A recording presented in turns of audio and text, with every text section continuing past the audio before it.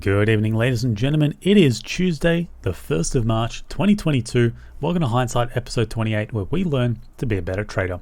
We're going to take a look at the trades that I've taken in Hindsight and go over the thought process behind these trades. We're not going to focus specifically on the entries and exits, but rather the ideas behind the trades, because I think it's quite important to have a look at what happened over the last couple of days, how it relates to the US markets, the gold markets, and what's happening globally. So we're going to start off by looking at the US 500 here, and we can see that it closed quite strongly on Friday night, Sydney local time. So when it closes this strong, what typically happens is Monday morning is quite good for the ASX, just stocks generally. But news came out of Putin saying the words nuclear war. Now, that obviously is a big global event, and my thoughts behind it was that gold was going to soar, and if gold pumps quite strong, then equities tend to pull back. So what we have is a gap up. So we can see that gold closes over the weekend and then opens up at 10 a.m. right as the ASX opens. So my thought process here is that I want to see what happens on gold. I want to see if there's a big gap up. There ends up being a $40 swing to the upside right as gold opens. So I wanted to find the biggest gap up stock, which for me was LYC, short the match, build into the short position and see where it goes from there.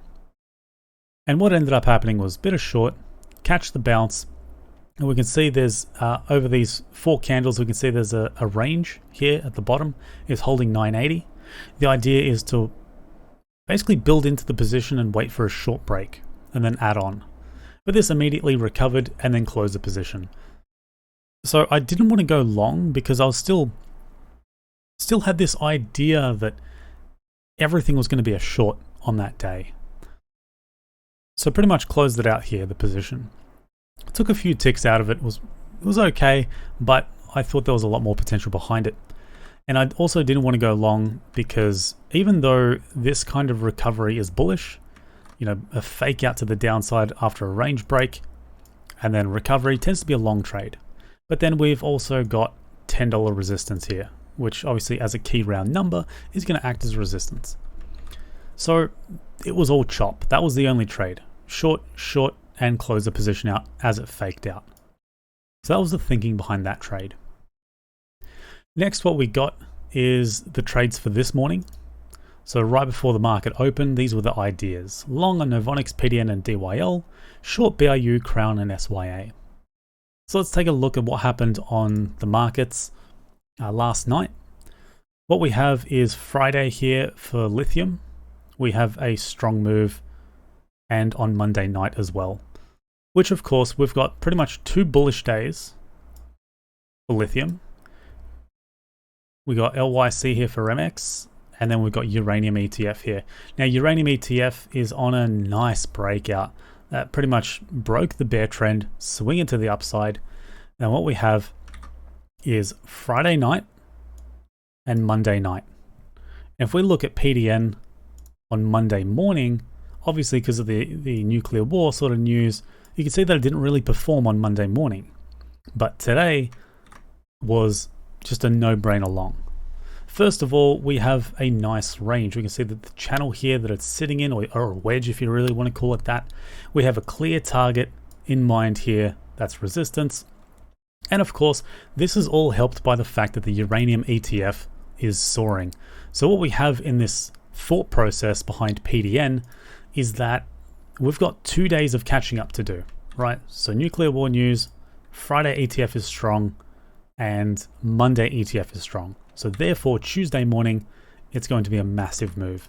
So if I bring up the 1 minute chart, I thought this was one of the biggest sort of no-brainer plays, and this was just buy match. Now, match trading for me has been, or rather my thoughts on match trading is that it's pretty garbage lately. I'm more about range breaks and looking for ranges and then taking the trades. But for this one, it was buy the dip, buy the match, and just doesn't matter. Doesn't matter where this drops to. If it fell down to 80.5, I'd still be buying. I'd just be scaling to this position because I was very confident in this being a bullish trade, right? We've got 2 days of ETF catching up to do, and we're in a bullish momentum on the daily chart. So this one was a very straightforward no-brainer play. And just letting this one go. So I am still holding this one overnight. Didn't bother adding on or anything like that. I was happy with the entries that I got in the opening range. Even though it came down, it was about managing the trade. You know, if it came below the bottom range of the day here, then yeah, I'd have no choice but to close out. But falling back into this range by a tick or so isn't that big of a deal. I just leave it alone. Still bullish in the idea. Now DYL, much the same, but this looks much better. The idea was that if it ever came back down to this support level, 84.5, is just add on to it. So this one was just buy the match and then eventually scale in a little bit. Now I didn't pull back much, so I didn't unfortunately get as much size as I wanted on this. I was looking for some kind of, whether it comes off or the match and then comes down and then rallies. But you know, I'm still really happy with the decision making and the trading here of just going long, just hard out long. There was really no thinking behind it. The decision was made pre-market that this would just be a long all day, build into the position because of the ETF, because of the US 500 and just the recovery globally. So this was pretty straightforward. And what we also have is Novonix. Now we have the daily chart here, and you can see it's bottomed out of a key pivot point here. And if I bring up the 5-minute chart as well, or maybe the 15-minute chart, we can see that it's actually, I think the 5-minute chart might be best. We have some levels, and this is probably the more significant level, this top one here. 530. It's a bit of a range. You can call it 530, 534. That's pretty much your range. So the idea and thinking behind this one is we've got the Lithium ETF back here, so quite strong, 2 days of strength. And then we also have Tesla. Now, I've talked about the Lithium and Tesla combination a few times before. And when these two move strongly together, Novonix tends to move strong as well. But it's got to be a relatively strong day.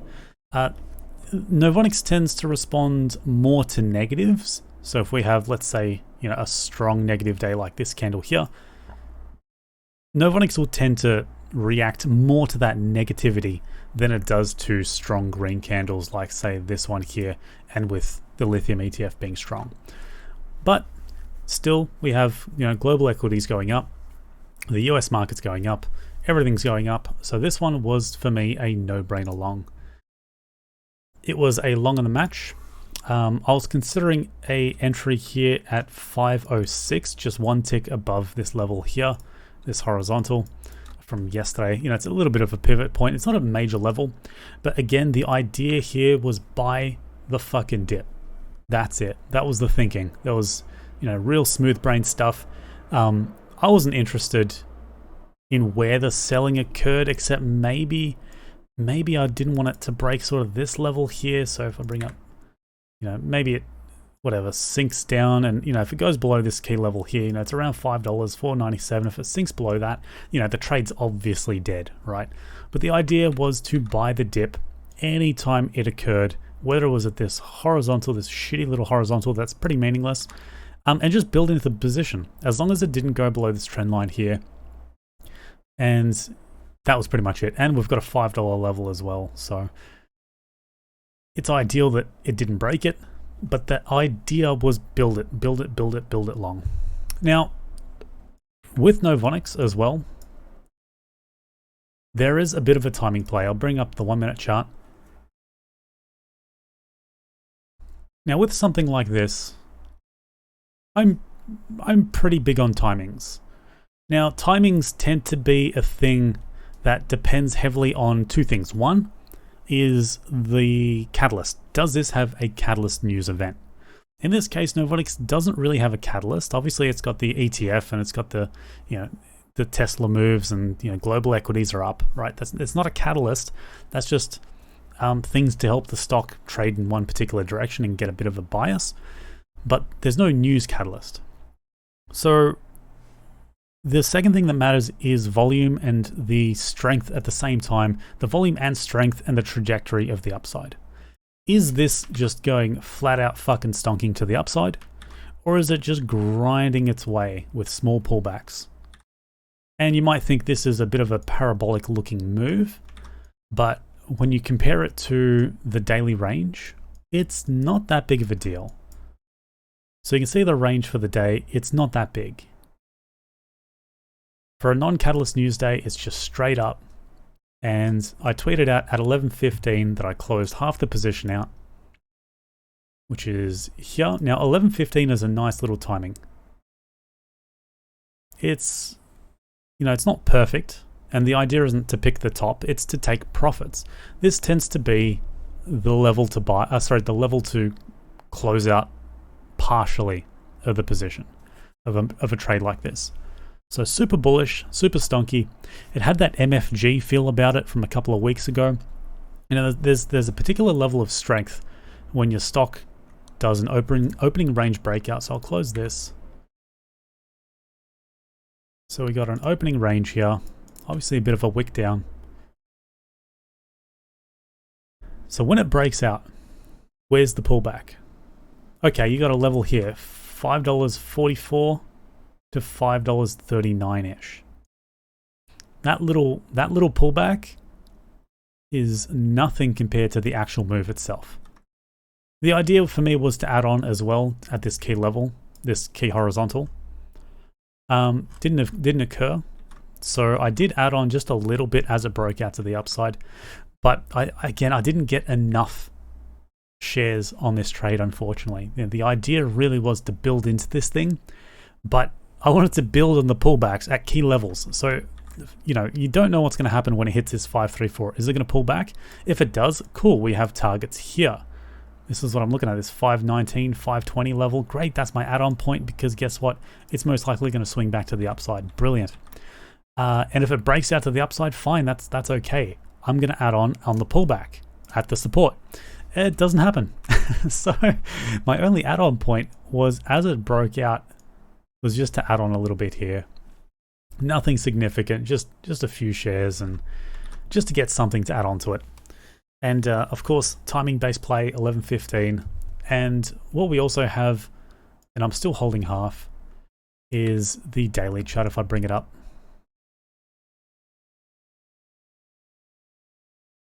Of course, we've bottomed out and we're now swinging to the upside. This is a glorious, glorious setup for a swing trade. It's beautiful. We've got two targets in mind. We've got a bit of a pivot point that it hit here at 560, roughly 559. There's going to be some resistance at that level, but that's fine. Tomorrow is going to be worth watching at that level. Got a bit of a horizontal here that goes all the way back. But more importantly is this recent sort of pivot point as well. So $6, nice round number, $6.10. That's going to be a take profit target as well. Probably a little bit below, maybe 598, 597, something a little bit safer to exit it out on. And whether that comes tomorrow or the day after. And again, this is largely dependent on nothing significant happening in Europe with the war. Someone strikes a fucking missile, or France gets involved, or NATO gets involved, or some shit. Things are going to change, right? But this is the idea, is this purely chart-based trade to swing to the upside. And I haven't actually looked at this, but I thought, you know what? Since I just spotted it now, let's have a look. Bit of a sharp trend. Okay, there's nothing really there. That's probably a bit too sharp. It's broken those levels anyway, so yeah, looks like a good swing to the upside. Could see a little bit of maybe sideways resistance at 550, and then hopefully a swing back to the upside. But again, we're going to see what happens with Lithium and Tesla, because we have this horizontal here on Lithium. So tonight will be interesting to see what happens here, and this might dictate what happens on my actual trade for tomorrow morning. So if we have, a big rejection, we have, let's say, I don't know, a $3 drop, then NVX might go sideways. If there's a strong breakout to the upside and Tesla also follows suit, so we bring up the Tesla chart. Maybe Tesla starts heading to this horizontal here. Brilliant. Then tomorrow is going to look like a bloody fantastic day for Novonix, I believe. It's my opinion anyway on that one. And yeah, that's pretty much it. DYL was a very straightforward trade. We also had BRU for the short. Now this one was a little bit funny. You know, big gap down from 26.5 close down to 19. The idea and thinking here was big sell-offs tend to trigger stop losses. So when this opened up at 19, nothing happened for about 30 seconds. Strong volumes went in at 20, queued up at 19.5 to get out. And, you know, it sucks. That sucks, but the idea was correct to the downside, but took a 1 tick loss on it, and it is what it is. Didn't work out for us. Crown, a little bit too busy. I was interested in shorting this, and you can see it ends up swing back to the downside because of the news, and it didn't really move that much in the morning. Like there was no real gap up, so it looked like a good opportunity to short.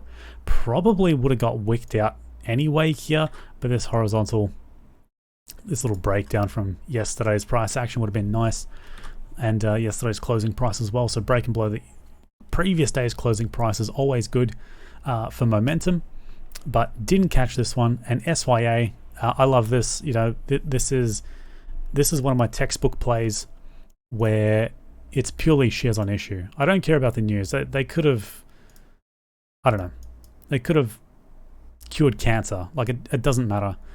The shares on issue is so fucking high. It's at like 8 billion roughly, maybe 7.5 billion. When that happens and there's a small gap up, and to me, I define this as relatively small. You know, for this stock, it's not that big. You can see it's happened before. Hell, it looks like I even charted back in the day about shorting. Probably done the exact same play. Done the exact same play where it gaps up. There's so many shares on issue that there's going to be so many people wanting to bail out, so many shares to be bailed out, that it's basically free money. And that's, you know, my opinion only on that one. Don't take that as financial advice. But I always short high shares on issue stocks when they're gapping up.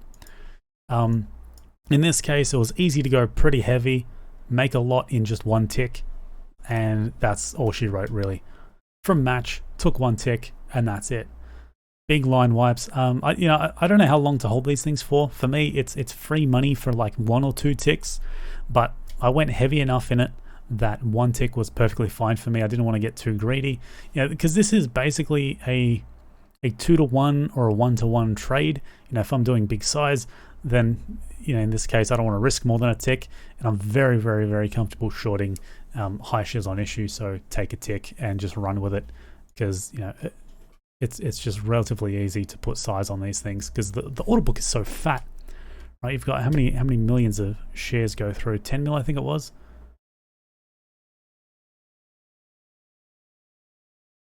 It's not showing up. Anyway, yeah, so that's pretty much the trading for the last couple of days. Last week was a little bit interesting.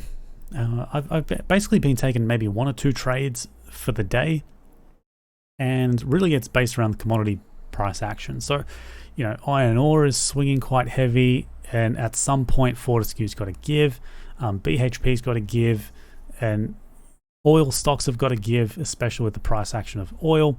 So it really is just building, for me, a position throughout the morning rather, for the rest of the day, for things like Fortescue and just riding momentum in one direction. And really is, for me, a little bit of front siding as well. So if something is selling off and, you know, the commodity's been quite strong for 2 or 3 days, then I'll buy the dip, front side it a little bit, and just ride it until 1 o'clock or something like that. And, you know, it's very smooth brain stuff. A lot of copper plays have been doing very poorly. In fact, mining in general, microcap mining is just dead. It doesn't matter what the news is. It doesn't matter if someone brings out, you know, 5% copper and has a massive fucking hit. No one cares. It just sells off. So while it's nice to know about these mining grades, what's good and what's not, a lot of the times it's about understanding the sentiment of the market and the feel of the market and what's going on. So obviously, if no one cares about copper, then it doesn't matter how good the copper announcement is. It's not going to move. You know what does move? Lithium. You know what actually moved? It was a lithium rock chip announcement, I think, and some announcement for further drilling. I can't remember what stock that was, but it shot up like 25%, 30%. Meanwhile, one of the sickest copper hits in a long time, sitting at 35, 40 mil market cap, sells off 10%, 20%, something like that. You know, the market wasn't quite making sense. And for me, it's like, I'm just going to stop trading copper. That's it. Copper was hot for such a long time, and now it's not. So it's like, just, you know, for me, it's about adapting to that, understanding that no one cares about copper, apparently. We can see CopX, so that's the copper ETF, is on an absolute tear. So maybe copper will return. Maybe we'll finally see the return of copper. Well, when I say finally, I mean it's been dead for about 2 weeks. So, you know, as the ETF goes up, as the price of copper goes up, there'll be an interest in it. But at the moment, as much as I don't really like uranium, it's undeniable that it's on a breakout. It's undeniable that stocks like PDN and DYL are gonna be good traders for the next few days, most likely. So it is what it is. Adapt to market conditions. And look, lithium is still hot, and it's on a downswing. So, you know, go figure that one out. But it is what it is. Don't fight the market sentiment, basically. And guys, I'll catch you in the next video. Otherwise, if you liked it, like this content, please do hit the like or subscribe button. I'd appreciate that a lot. Otherwise, guys, I'll catch you in the next video.